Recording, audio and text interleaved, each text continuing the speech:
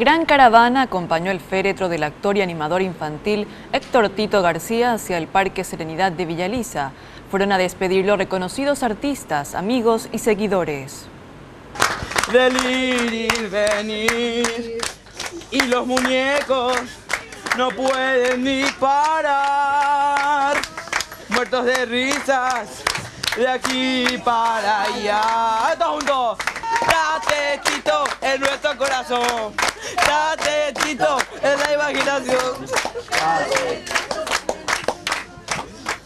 De esta manera, cientos de personas, entre ellos niños, adolescentes, jóvenes y adultos, despidieron a Tito García, uno de los animadores infantiles más queridos en nuestro país. Sus colaboradores aseguraron que el mayor deseo de Tito García hubiese sido que el mundo fantástico no termine. Por ello, se comprometieron a seguir pintando sonrisas. Queremos agradecerle al Paraguay por haberle amado tanto a mi tío. Él nos hizo reír a todos, nos trajo mucha alegría a todos, cuando éramos chicos, cuando fuimos creciendo.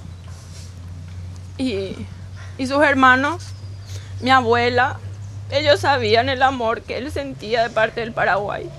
El día que veamos alguna marioneta, o el día que veamos algún títere, el resto de nuestras vidas, ¿en quién va a ser la primera persona que vas a pensar? Vos, o vos, o vos. Vos, en Tito García. Yo soy de la generación en que cuando aún yo era niña todavía, vi el primer casamiento televisado, que fue el de Tito con la tía Cecilia. En el cumpleaños de mi hija estuvo Tito. Y si mi hija se hubiese casado relativamente joven, hubiese estado también en el primer cumpleaños de mi nieto. Sus colegas lo recuerdan como un artista noble, lleno de amor y que entregó mucho al arte de la animación infantil de nuestro país. Gracias a él hemos hecho muchas cosas en San Lorenzo. Una persona solidaria, una persona que siempre aportó y siempre dijo sí cuando le necesitábamos. Si él no podía, enviaba a sus muñecos, a sus amores, que eran sus muñecos, sus títeres, para que hagan presencia en cada evento solidario que hacíamos. Un hombre solidario con todos nosotros. Quien necesitaba una mano de nosotros, él era el primero para cualquier escenografía, cualquier vestuario, cualquier trabajo. Gracias, Nelson, por las palabras que dijiste.